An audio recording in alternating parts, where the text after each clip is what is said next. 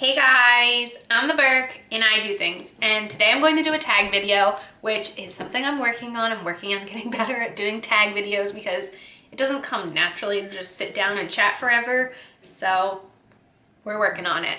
So I'm going to do the tag that was started by Samantha March. She created this tag where you go through 5 brands that excite you, 5 brands that really don't excite you as far as makeup goes.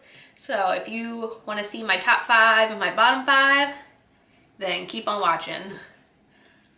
Let's go. Okay, I'm going to start with the bottom 5 so we end on a high note. So I did sit down for a while and really think this one out, and I think I have 5 and 5 that I really am set on. So starting with the first one that does not excite me, and that is MAC Cosmetics.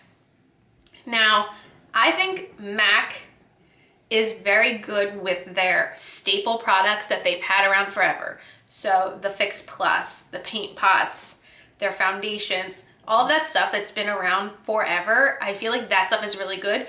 But when it comes to launching new products, I don't think they're good at that, because I feel like everything is a limited edition collection, and I feel like they put out limited edition collections so often that it makes it not special almost. So even with like those powders they put out in that spring collection where it looked like a highlighter but it was just an overspray, like what was the point of that? I don't understand their marketing when it comes to stuff like that. And when they do limited edition launches, they always have the most beautiful packaging, and I feel like they put more work into their packaging than their products lately. And that's just how I feel about that. Okay, number 2 is Morphe. And I feel like I've only tried, I guess, 3 Morphe palettes at this point in my life. And out of the 3, the only one I like is the Jaclyn Hill palette. And I just feel like the palettes, for the most part, are huge. And apart from the Jaclyn Hill palette, I feel like they're just not, they don't inspire me to do anything. And even like their launch, I don't know, their launches I feel like are so overhyped that I just cannot get into them. I will say I do really like their liquid lipsticks, and I feel like you never hear anyone talk about their liquid lipsticks. You only ever hear people talking about their eyeshadows and their brushes, and honestly, of the Morphe brushes I have, maybe 2 of them I really like. I don't know, I just don't get really excited when I see a new Morphe launch. Number 3 is Tarte. And yeah, so, I feel like when I first started getting into makeup, Tarte was like the hot thing of the moment, and everyone had, you know, the Tarte lip palettes and the Shape Tape, and I have tried now 3 Tarte eyeshadow palettes, and I have liked 0 of those 3. I'm not really a big Shape Tape person. It's very drying, and so I'm just kind of over it. I don't know. I just can't think of anything that Tarte has put out in the last year that I've wanted. Actually, no. I did get a chrome pot, and I think that's a very beautiful product. But one thing that's interested me in a full year, and they put out product constantly, I don't know. They just, even when they came out with their new blue palette, it just seemed like forced. Whenever they do color, like, it just seems like they're forcing it just to like appease the masses, and it doesn't seem like it's organic. Like, we thought about this palette and we wanted to put it together. It was more like, oh crap, they want color. Let's find some random colors and just put them together. Like, it doesn't feel organic for the brand, and I don't know, just they haven't been doing it for me lately. Okay, the 4th brand is Urban Decay, and I think that is because Urban Decay goes like this: palette, palette, palette, palette, palette, palette, palette. Like, it's constant, like constantly putting out a new eyeshadow palette, which is lovely for them.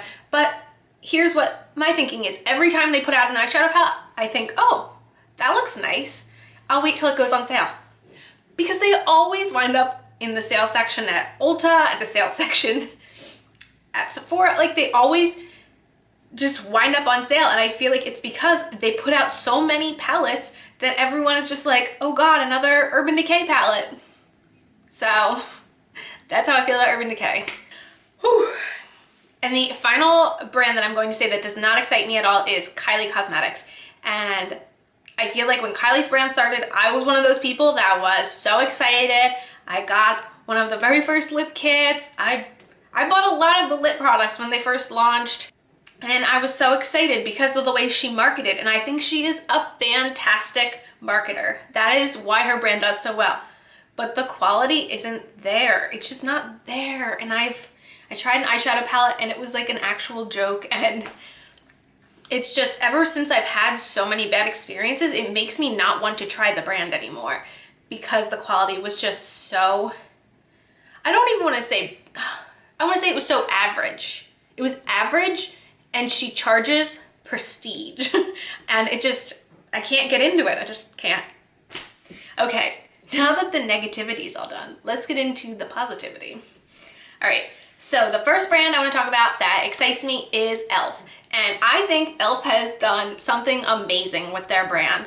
They went from like this dollar store brand that sells $1 makeup that was like all I could afford at one point in my life, and their quality has gone like this, and I think their prices have only like gone like this. Like the prices have definitely gone up, but for the quality of the products, it's just been like those black brushes. Half of the brushes I use when I do my makeup are the black e.l.f. brushes. I love their blushes. I love their highlighters.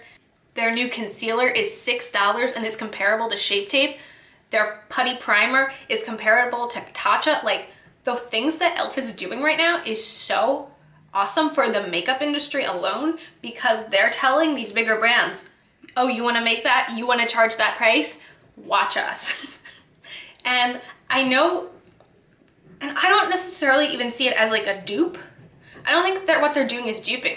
I think they're using bigger brands as inspiration and creating something more affordable out of it.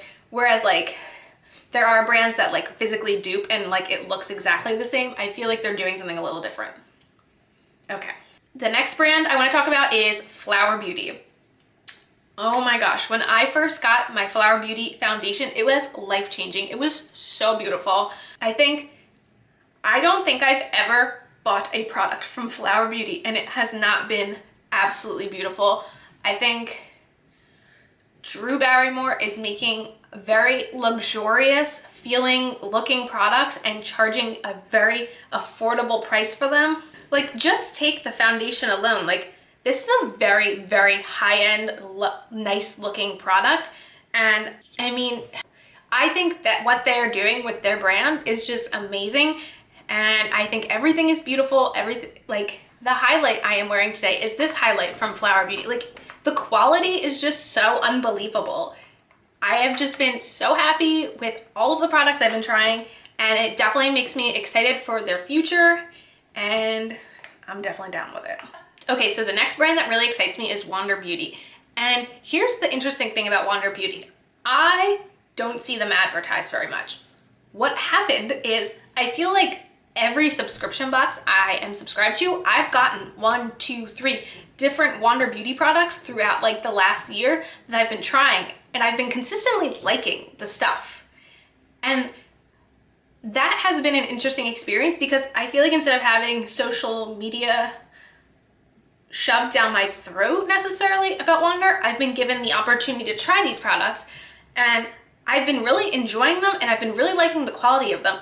So in the VIB sale, so I'm filming this before the VIB sale. I don't know if it's going up before or after the sale, but because of that, I've seen Samantha March using their foundation, and it looks so beautiful on her that I know it's a high-end foundation. I know I don't really like buying and paying for high-end foundations, but because of like all the products I have tried and the quality that I know that's there in those products, it's making me want to try and give them a chance on a higher end foundation. And I think that it's very interesting what they've been doing is, rather than going to these big influencers and shoving you coupon codes down your throat, they're giving them to people who subscribe to subscription boxes like me and you, and saying, here's a mascara, try it. Here's a blush palette, try it. Here's a face mask, try it.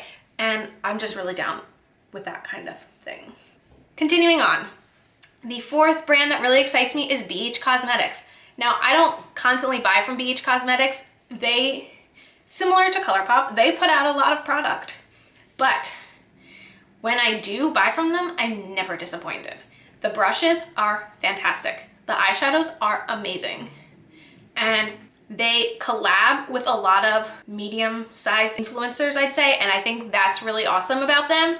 And I think they're a brand that went from palettes like this that are very, you know, Morphe-esque, where it's just a bunch of very similar colors slapped into a big plastic black palette, to coming out with things like this, the Royal Fair palette, where it does have a mirror and the colors are pigmented and the shimmers perform so well.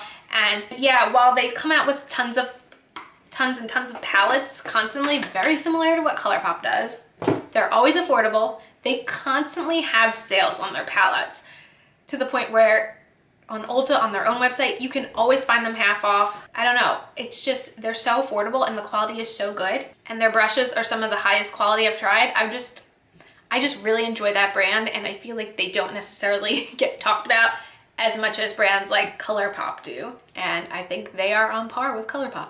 Okay, and the last brand I'm going to talk about is Catrice. And I love Catrice so much. It's hard for me to think of a day when I'm not using Catrice. I get excited when I see new Catrice products on Ulta's website. They are just so affordable and so high quality. I'm constantly wearing the dewy spray. If I think about my face right now, I'm wearing their foundation, I'm wearing their setting spray, I'm wearing their bronzer. And like, that wasn't even me like going out of my way thinking like, oh, I'm filming this video, let me use some Catrice. That was me thinking, oh, I need a good face of makeup today. Let me use products I know and I trust. So of all drugstore brands, I would honestly say Catrice is my absolute favorite. I love their foundation, their concealer, their setting spray, their highlights, their bronzers. I mean, I can't really think of a Catrice product that I've tried and not liked. That's how much I enjoy the brand. And yes, this has been a passionate video. Let me know, have you guys done this tag? If you do this tag, leave me a comment down below and let me know so I can check it out. And if you're not doing a video, let me know in the comments what your top 5 and bottom 5 brands are, right down there. And yeah, that is it for this video. As usual, thanks for stopping by my channel. If you're new here, click the subscribe button and ring that bell for notifications. I have my Twitter and my Instagram down below. Give them a follow, and I'll see you in the next video. Bye, guys.